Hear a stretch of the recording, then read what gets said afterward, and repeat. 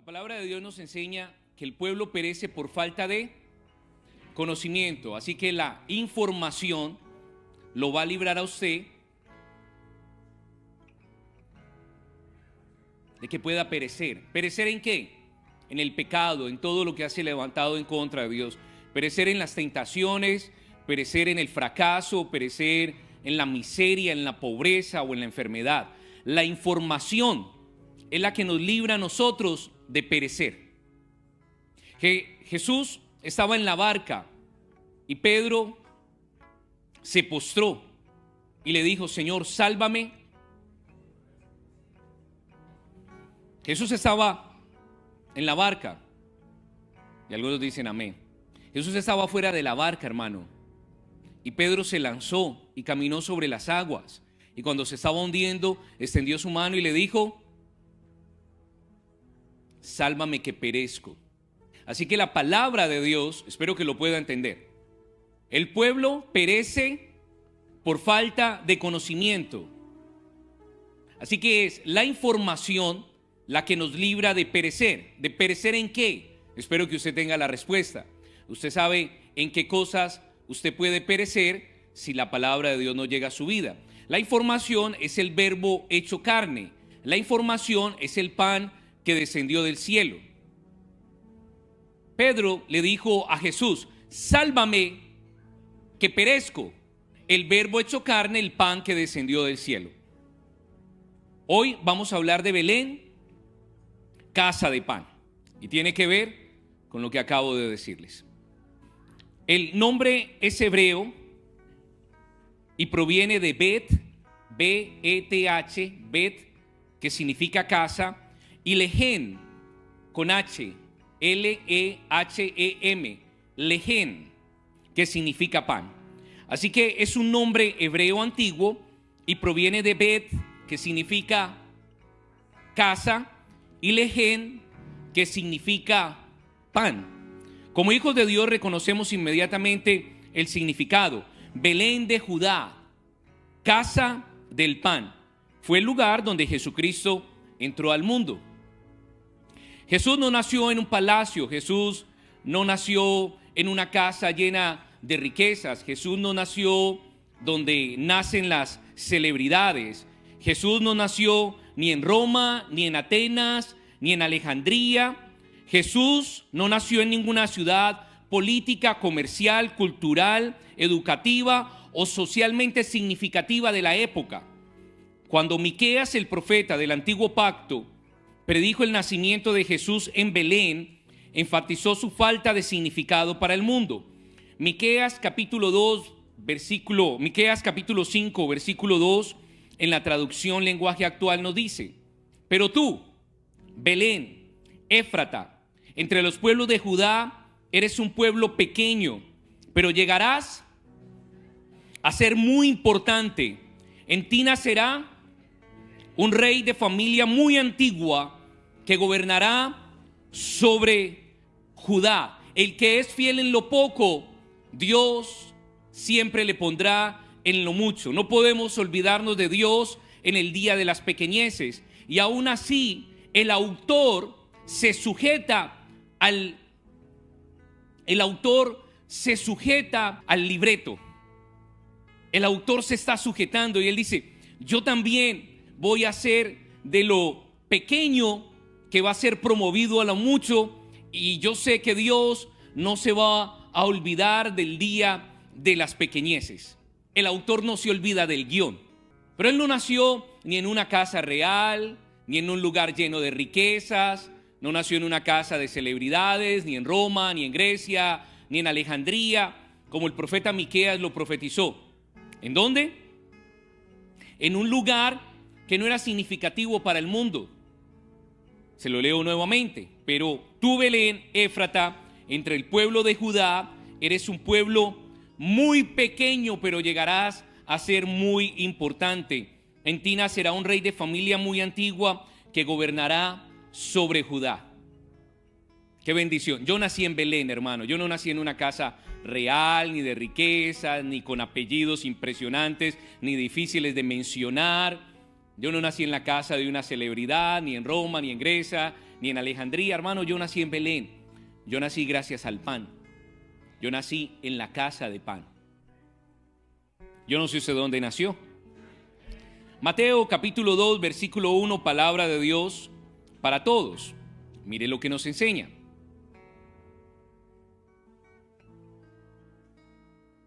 Jesús nació, se cumplió lo que el profeta Miqueas había hablado en el antiguo pacto, se está cumpliendo en el nuevo pacto.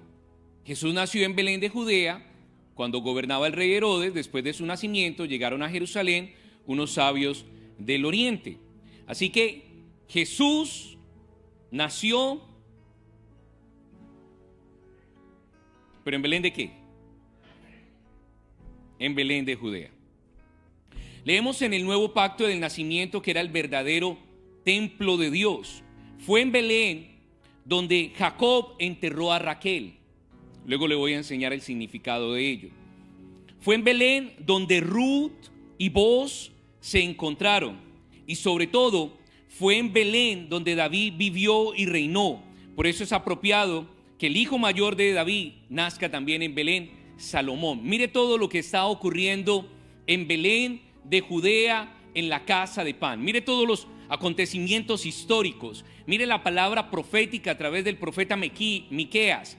Mire el cumplimiento de ella al Jesús nacer en Belén de Judea. Mire el significado que Belén de Judea tiene para cada uno de nosotros en la historia, en la palabra profética.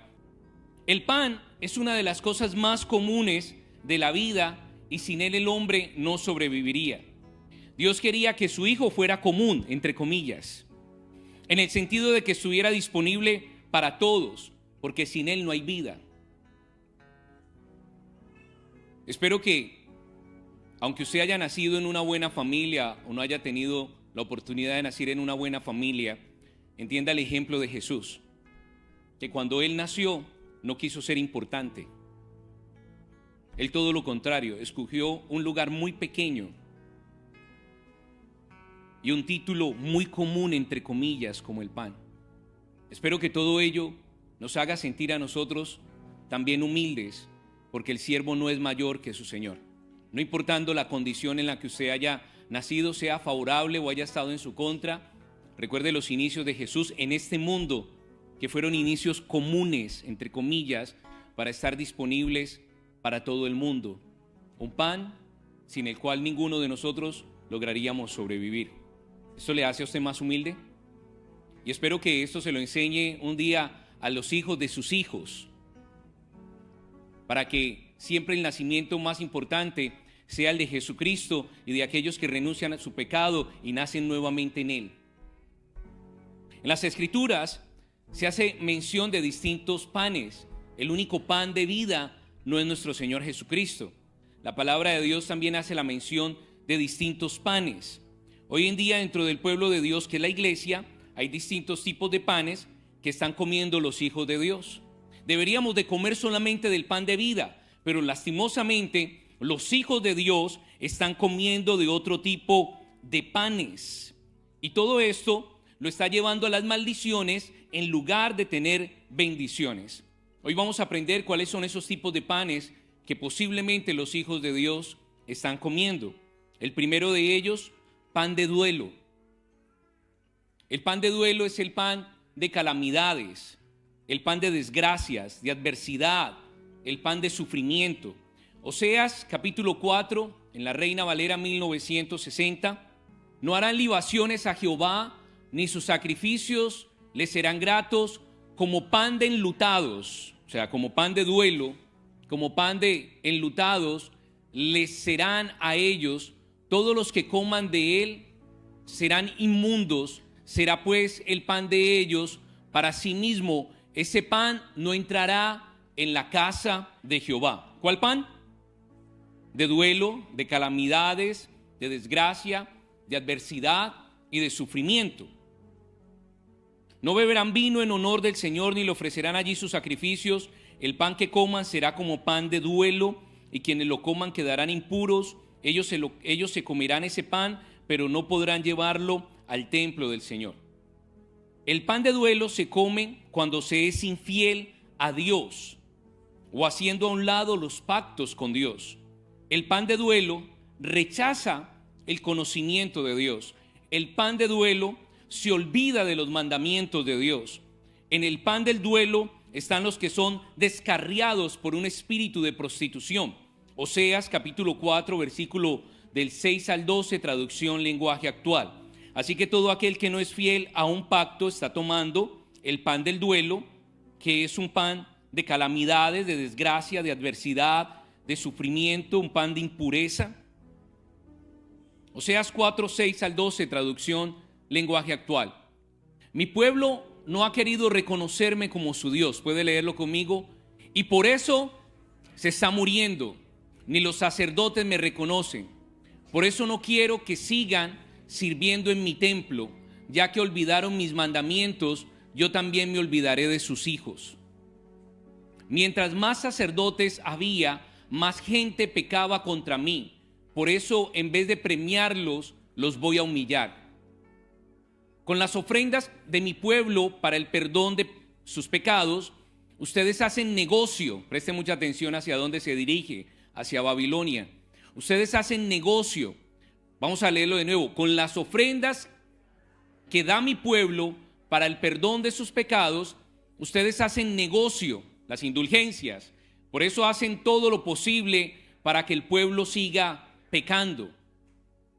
La verdad es que castigaré tanto al pueblo como a los sacerdotes, pues ambos se han alejado de mí. Por eso, aunque coman mucho, siempre se quedarán con hambre, y por más que traten de tener hijos, jamás llegarán a tenerlos.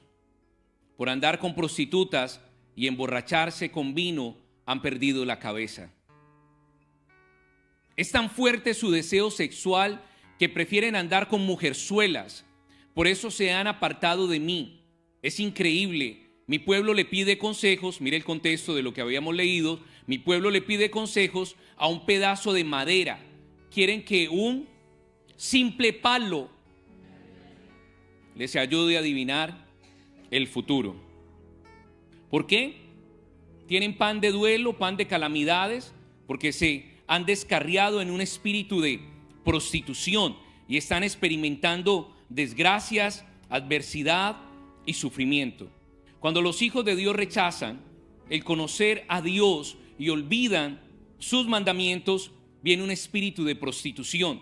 Y esto hace que se desaten desgracias, adversidades y sufrimiento. Esto es comer pan de duelo. Segundo, pan de escasez. Isaías capítulo 30, versículo 20, Reina Valera 1960. El pan de escasez es pobreza, falta de lo necesario para vivir. Bien, ¿puede leerlo conmigo? Bien que os dará el Señor pan de congoja y agua de angustia con todo. Tus maestros nunca más te serán quitados, sino que tus ojos verán a tus maestros. Un pan de escasez, de pobreza, falta de lo necesario para vivir. El pan de la escasez se come cuando los hijos de Dios establecen una relación con Egipto, con el mundo. Los deleites, vicios y ofertas mundanales se aceptan y se cambian por lo que Dios nos da, por ir en pos de lo que el mundo ofrece. Así que cuando se come ese pan de escasez es porque se está haciendo un pacto con todo aquello que refleja Egipto, los deleites, los vicios, los placeres carnales, el buscar una posición social, una posición intelectual o una posición religiosa. Cuando aceptamos que Egipto, el mundo, entre en las vidas, se comerá el pan, el de la escasez, por lo que el mundo da no alcanza ni alcanzará para vivir en la vida eterna. Esto está bien interesante porque tiene que ver con la economía, tiene que ver con las finanzas, tiene que ver con el balance que usted tiene en el último mes de acuerdo a los ingresos que usted ha tenido. Está hablando de un pan de escasez. Se rechaza el pan de vida que trae bendición y se acepta un pan de pobreza. ¿Un pan de qué? de falta de lo necesario para vivir. ¿Por qué? Porque se tiene un deleite, se tiene un vicio, se aceptan las ofertas mundanales y se cambia lo que Dios nos da por ir en pos por lo que el mundo ofrece. Así que la condición económica que muchas personas puedan llegar a tener se debe por comer el pan de la escasez. Y el pan de la escasez no deja ni con lo necesario para vivir. Si usted alguna vez ha dicho ni nos alcanza para vivir o tenemos lo necesario para vivir, usted debería de reflexionar si está haciendo un pacto con los placeres naturales, carnales, si tiene una búsqueda de una posición social más que buscar primeramente el reino de Dios y su justicia, si tiene una posición intelectual que le da más lugar a Grecia que a lo que el Espíritu de Dios ha hablado, o si tiene una posición religiosa que solamente vive por la verdad pero es ausente de la gracia. Tiene que ver con la economía, el pan de la escasez. El pan de la escasez es un pan terrenal, temporal, y aún ni siquiera sirve para comer eternidad. Ni siquiera nos alimenta de lo que es eterno. El pan de la escasez está contradiciendo al pan de vida, a ese pan de vida que dice: yo le voy a proveer todo lo que necesita conforme a mis riquezas en gloria. Tercero, el pan de la ociosidad. Ociosidad. Proverbios capítulo 31, versículo 27. ¿De qué habla el pan de la ociosidad? Habla de lo que es inútil, innecesario y sin provecho. Mire esa persona como está de ociosa, está sin provecho. Mire esa persona como está de ociosa, está haciendo algo inútil. Mire esa persona como está de ociosa, está haciendo algo innecesario. Mire esa persona en el teléfono y se resume todo lo anterior. Ese es el pan de la ociosidad. Y yo creo que hoy muchos, no digo ustedes, pero se lo digo a ustedes, muchos están comiendo del pan de la ociosidad. ¿De qué? De lo inútil, de lo innecesario y de lo que no tiene provecho. Y no solamente está en un teléfono, está en las pantallas de una computadora, está en las pantallas de un televisor. Este pan de ociosidad se come cuando nos volvemos perezosos espiritualmente. Es decir, no hacemos lo que nos mandaron a hacer como hijos de Dios. Estamos haciendo cosas inútiles, innecesarias y sin provecho. Y no solamente a través de las redes sociales para alguno, no solamente a través de todas las cosas que no traen ningún beneficio, como la higuera. Es un árbol, tiene ramas, tiene hojas, pero no da frutos lo que está realizando. Proverbios 31, 27 nos dice lo siguiente: considera los caminos de su casa, la mujer sabia, y no come el pan de balde. ¿Estaremos nosotros comiendo el pan de balde? ¿Estaremos nosotros haciendo cosas innecesarias, inútiles y sin provecho? Debemos aprovechar bien el tiempo porque los días son cortos. ¿Qué es lo que nos mandaron a hacer como hijos de Dios? ¿A ser discípulos? ¿Qué nos mandaron a hacer como hijos de Dios? Anunciar el evangelio del reino de Dios a todas las naciones, a sanar a los enfermos, a echar fuera demonios, a orar, a ayunar, a vigilar, a escudriñar las escrituras. Si usted no ha hecho ninguna de las cosas anteriores, está haciendo algo sin provecho y algo inútil también. Hacer discípulos, anunciar el evangelio del reino de Dios a todas las naciones, sanar a los enfermos, echar fuera demonios, orar, ayunar, vigilar, escudriñar las escrituras. Espero que usted no esté comiendo el pan de la ociosidad. Si no hacemos eso, entonces somos inútiles, innecesarios y sin provecho en el reino de Dios. Estamos comiendo pan de ociosidad si no hacemos lo que nos mandaron a hacer. Cuarto, pan de miseria. Salmo 37, 25, traducción lenguaje actual. El pan de miseria es la desdicha, la infelicidad y el estar siempre herido o lastimado. Ese es el pan de la miseria. Y el Salmo 37, 25 nos dice: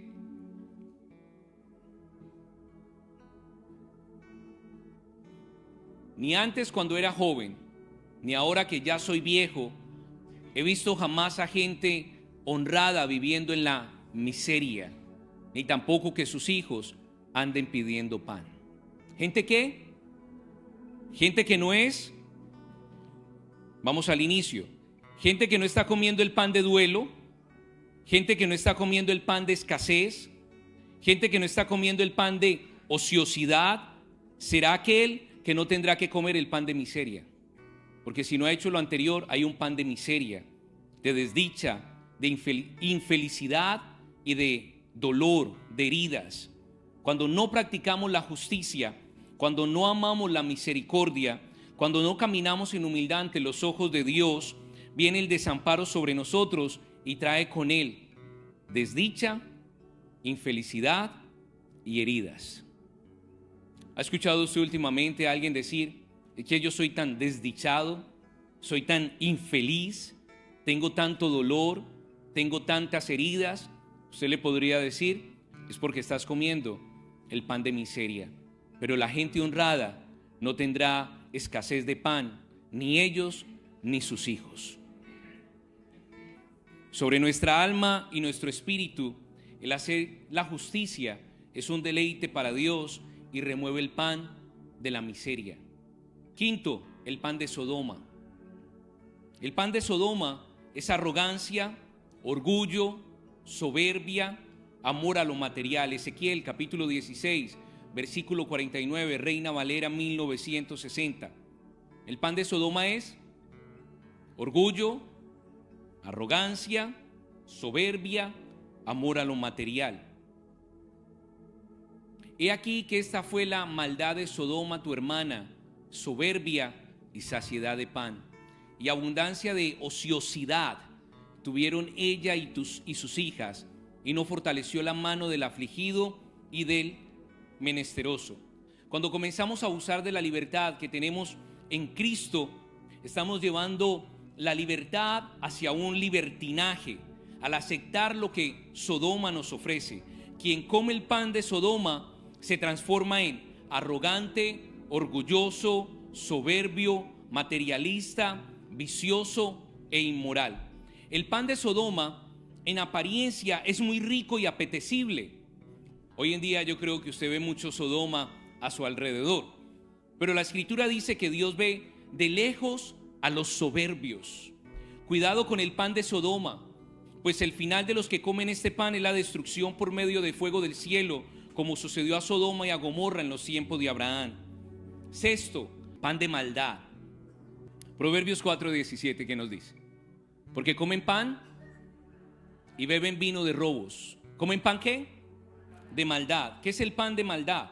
La perversidad y la malicia. Sobre todo aquellos que, hermano, usted tiene que ser malicioso, tiene que ser vivo. La malicia indígena, sea avispado. Hijo, usted tiene que ser más avispado, más rápido, más malicioso. Lo que le está diciendo es, hijo, coma pan de maldad. Cuando practicamos la impiedad, es decir, que lo limpio y lo puro lo manchamos con premeditación. Esa es la maldad, esa es la malicia.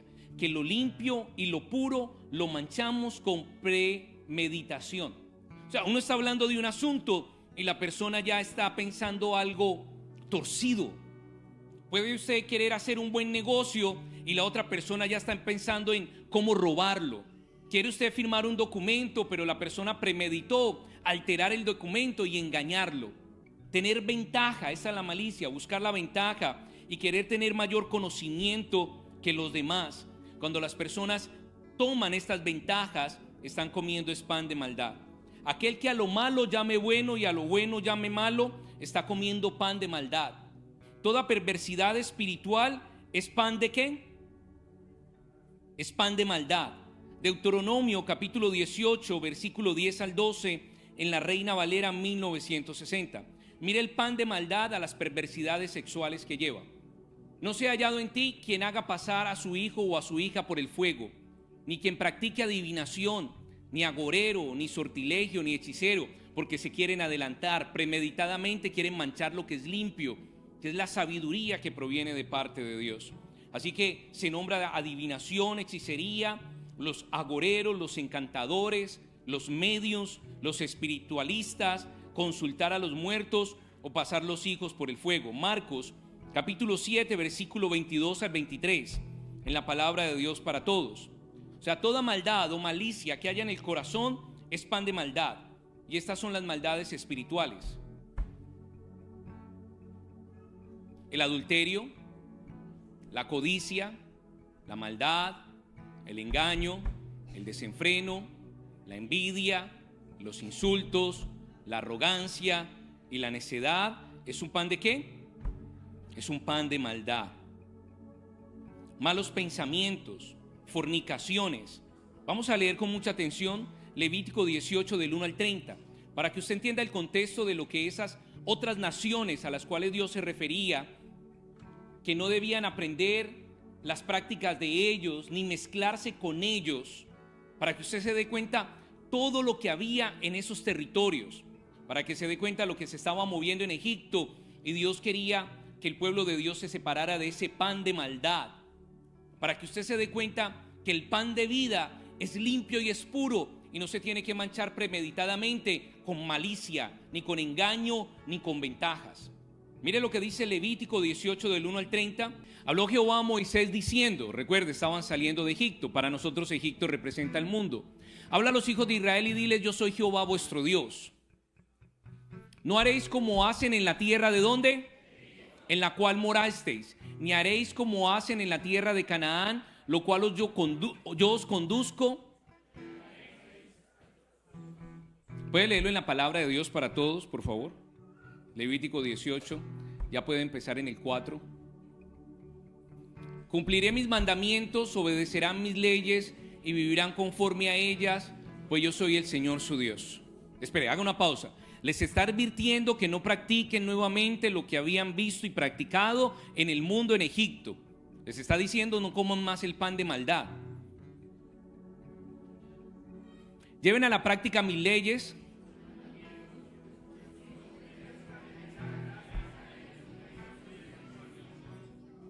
Ningún hombre debe tener relaciones sexuales con sus propios, cuidado, primo hermano, primo segundo, primo tercero, primo cuarto, familiares, porque yo soy el Señor. No deshonres a tu papá teniendo relaciones sexuales con tu mamá. Ella es tu mamá, así que no tengas relaciones sexuales con ella. Mire qué linda la tierra de Egipto. Señor, la reprenda.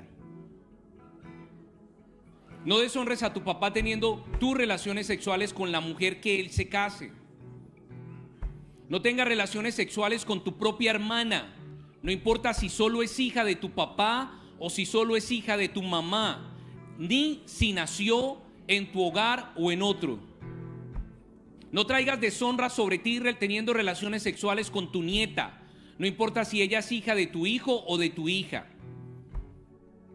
No tengas relaciones, léalo fuerte, no tengas relaciones sexuales con la hija de tu madrastra, porque el ser la hija de tu papá es tu hermana. No tengas relaciones sexuales con la hermana de tu papá, porque ella es pariente cercana de tu papá, la tía. No tengas relaciones sexuales con la hermana de tu mamá, porque ella es pariente cercana de tu mamá, la tía. No deshonres a tu tío teniendo tus relaciones sexuales con su esposa, porque ella es tu tía. No tengas relaciones sexuales con tu nuera, porque ella es la esposa de tu hijo. No deshonres a tu hermano teniendo tus relaciones sexuales con su esposa. No tengas relaciones sexuales con una mujer y con su hija. No te cases ni tengas relaciones sexuales con tu nieta, ya sea hija de tu hijo o de tu hija. Ellos son parientes cercanos y hacer eso es una perversión. Mientras viva tu esposa, no te cases ni tengas relaciones con la cuñada. No tengas relaciones sexuales con una mujer durante su periodo de menstruación, pues está impura. No te corrompas teniendo relaciones sexuales con la esposa de tu vecino. No ofrezcas a ningún hijo tuyo como sacrificio a Moloc. Eso es faltarle el respeto al nombre de tu Dios, porque yo soy el Señor. Los moabitas, los que practican el sexo contra naturaleza. No tendrás relaciones sexuales con otro hombre como si fuera mujer, porque eso es un pecado abominable. No te corrompas teniendo relaciones sexuales con un animal, Tampoco la mujer debe tener relaciones sexuales con un animal, porque eso es una perversión. No se corrompan con esos actos perversos, porque debido a que la gente de esas tierras cometió... Oye, hermano, gracias a Dios nosotros salimos de Egipto, y que este mundo está representando mucho de lo que Dios prohíbe, y nosotros no comemos ese pan de maldad. Yo los estoy expulsando a ellos de allí y entregándole esa tierra a ustedes. Preste atención. Los voy a castigar a ellos porque con sus pecados han corrompido la tierra. La tierra, diga conmigo, tiene boca. Y todos los que practican el pan de maldad, dice que la tierra abre su boca y los vomita. O sea, que si está viviendo en un territorio y está sembrando pecado, está comiendo pan de maldad en un territorio de esa ciudad, de ese estado, de esa nación, la tierra lo va a vomitar, no lo va a tolerar, le produce náuseas y dice que lo vomita, los expulsa. Pero en cuanto a ustedes, israelitas, o los inmigrantes que vivan entre ustedes, obedezcan mis leyes y mandamientos y no cometan ninguno de esos actos perversos, porque la gente que vivía antes que ustedes en esa tierra cometió esos pecados y ¿qué? Y contaminó la tierra. ¿De dónde viene el fruto? De la tierra. ¿De dónde viene el trigo? De la tierra. ¿Y qué están haciendo ellos? Contaminando el alimento. Y están trayendo los panes que con anterioridad usted mencionó, porque son hechos del trigo de una tierra que ha sido corrupta, de una tierra que ha sido contaminada. Pero nosotros estamos en este mundo y no somos de este mundo. Nosotros estamos en este mundo, pero no somos de este mundo. No solamente de ese pan del mundo vivirá el hombre, sino del pan que proviene de toda palabra de parte de Dios. Así que nosotros no tenemos que comer de los panes anteriores, porque estamos en este mundo, pero no somos de este mundo. Nosotros tenemos que comer del pan que descendió del cielo, porque nuestra ciudadanía está en el reino de los cielos. Wow, qué interesante. Y continúa diciendo: si se abstienen de hacer esos actos perversos, la tierra no los expulsará, como lo hizo con esas naciones que vivían allí antes de ustedes por haberla corrompido. El que cometa esos actos perversos tendrá que ser separado de la comunidad. Habla de una expulsión. Así que obedezcan mi mandato de no hacer ninguno de esos actos perversos que fueron hechos antes que ustedes llegaran, y no se corrompan con ellos, porque yo soy el Señor su Dios. Robo, homicidios, adulterios, avaricias, maldades, sensualidad, envidia, calumnia, orgullo, insensatez. Quien practique esto está comiendo pan de maldad. Séptimo, pan leudado. El pan leudado es tratar con disimulo el pecado. O sea, parece que está en obediencia, pero en realidad está disimulando, porque está en pecado, está aparentando. Mateo capítulo 16, versículo 6, traducción lenguaje actual. Enseñanzas que aceptan y toleran el pecado es comer pan leudado. Enseñanzas que inducen a vivir una vida moral cristiana relajada, ligera y sensual es comer pan leudado. Mateo 16, 6. Y Jesús les dijo: mire, tengan cuidado con la levadura de los fariseos y de los saduceos. Unos creían en la resurrección, los fariseos, y los saduceos no creían en la resurrección. Los saduceos eran los que tenían el poder económico y los fariseos eran los que tenían el poder religioso o espiritual. Y Jesús dijo: tengan mucho cuidado con el pan leudado. Disimulan. Y los dos pertenecían al Sanedrín, pero disimulan tener una vida de obediencia delante de Dios, pero en realidad no lo están haciendo. Primera de Corintios 5, 6 y 7 en la palabra de Dios para todos. Dejen de alabarse a sí mismos. ¿Dejen de qué? Es que yo soy muy buena esposa. Yo soy muy buen esposo. Es que a usted sí le tocaron unos hijos. Es que usted sí. Este era el papá que usted necesitaba. Pastor, este era el creyente que tenía que venir a este ministerio. O sea, Dios nos dice: dejen de alabarse a sí mismo, hermano. Mejor que lo alabe la boca extraña y no la propia. Dejen de alabarse a sí mismos y recuerden el dicho: solo un poco de levadura fermenta toda la masa. Desháganse de la levadura vieja para que puedan ser como masas nuevas. Le está diciendo a los fariseos y saduceos: no se crean tan importantes, desháganse de todo ello. Para ustedes, pues ustedes son como el pan de la Pascua, que no tiene levadura, porque Cristo, nuestro Cordero de la Pascua, ya ha sido sacrificado. Así que no vamos a tener ninguna conducta o ninguna costumbre que nos lleve a la religiosidad, al fariseísmo, al legalismo, que proyecte una conciencia fuerte cuando en realidad es una conciencia débil. Ese disimular que frena el crecimiento y la madurez que nos trae el pan de vida. ¿Qué es el pan de vida? Número 8. El pan de vida es nacer, crecer y madurar. El pan de vida es transformar. El pan de vida es glorificar.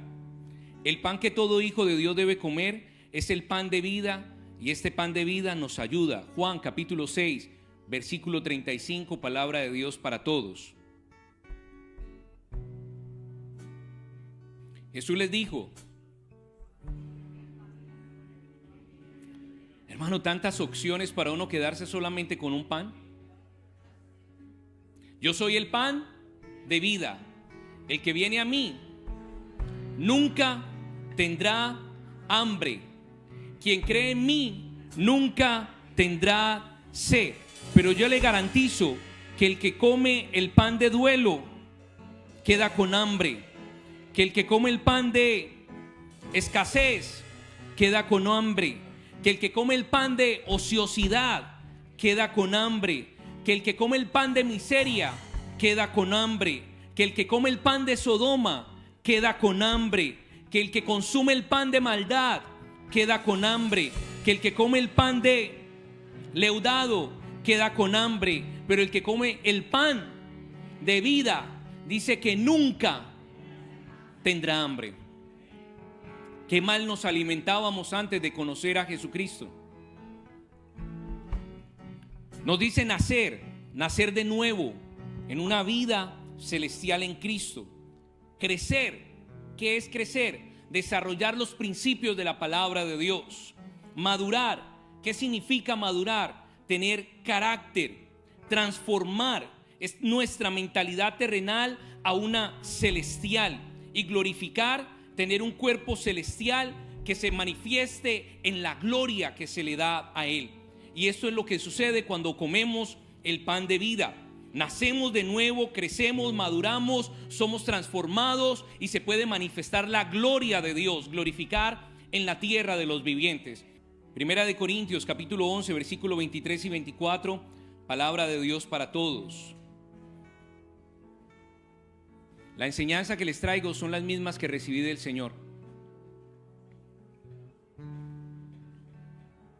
La noche en que, puede ayudarme, que el Señor Jesús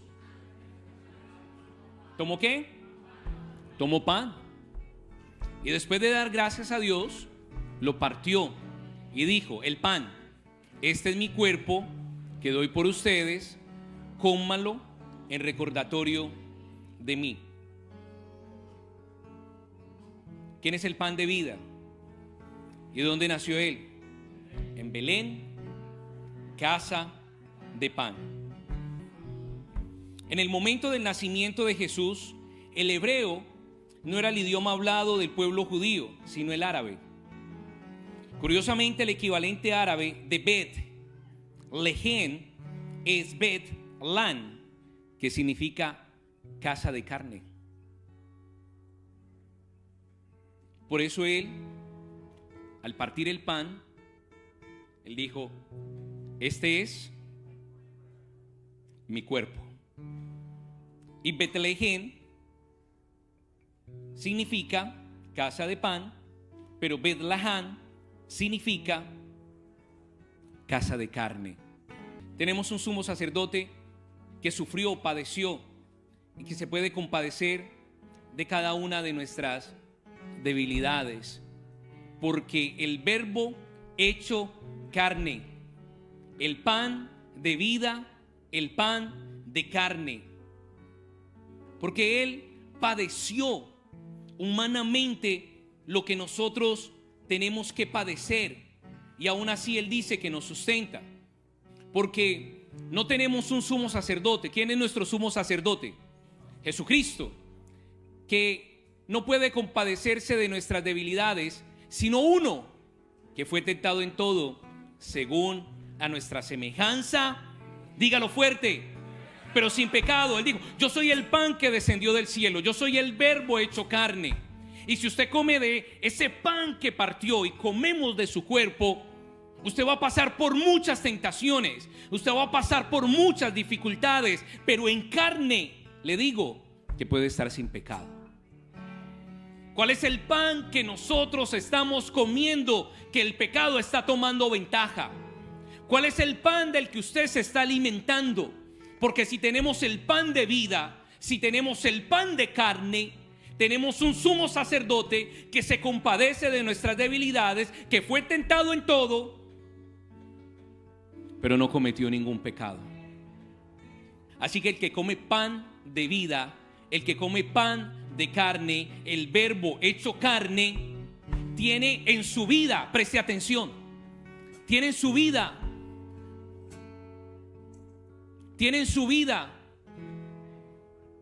la capacidad de poder vivir sin pecado. ¿Cuánto nos falta, hermano? ¿Cuánto nos falta nacer nuevamente? ¿Cuánto nos falta crecer, madurar, ser transformados para manifestar la gloria de Dios en la tierra de los vivientes? Es que Jesús no sabe, y Jesús dice: yo sí sé. A mí también me mandaron un mensaje de texto.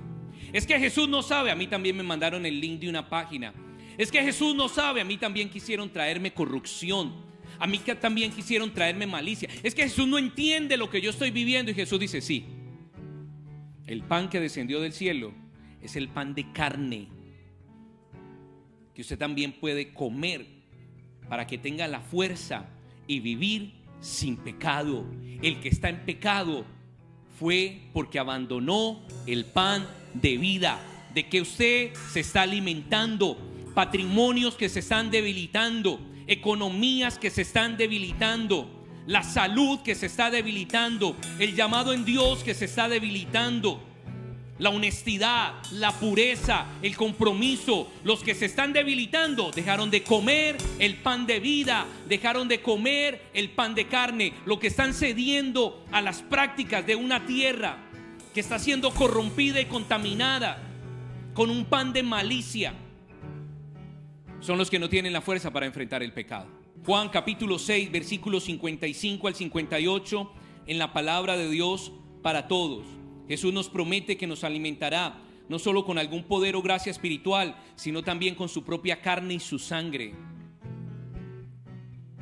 Mi carne es, hermano, ahora lo entiende, mi carne es Betlehem, casa de pan, Ruth, Boaz, David, Salomón, Jacob, Raquel, el lugar donde nació Jesús. ¿Está uniendo usted todo lo que Dios le ha dado como información para que no perezca? Mi carne es mi comida verdadera y mi sangre es bebida verdadera.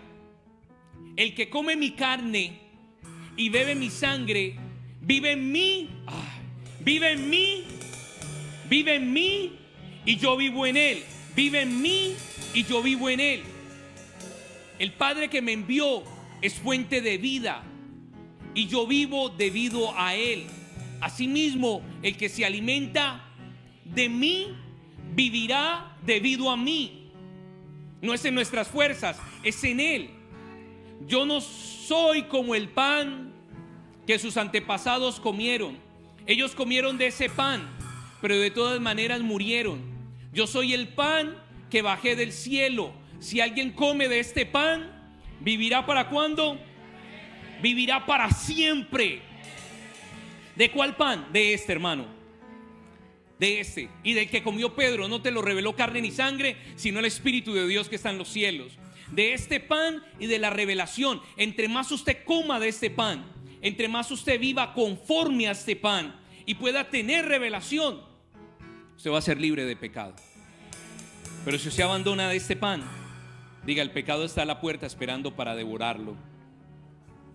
Así que la frase el pan de Dios era otro nombre para el pan de la presencia.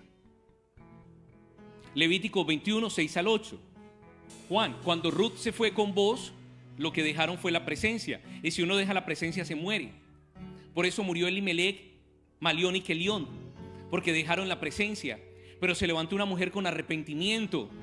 Como Noemí dijo, regresaré. Y como Ruth, yo la voy a acompañar.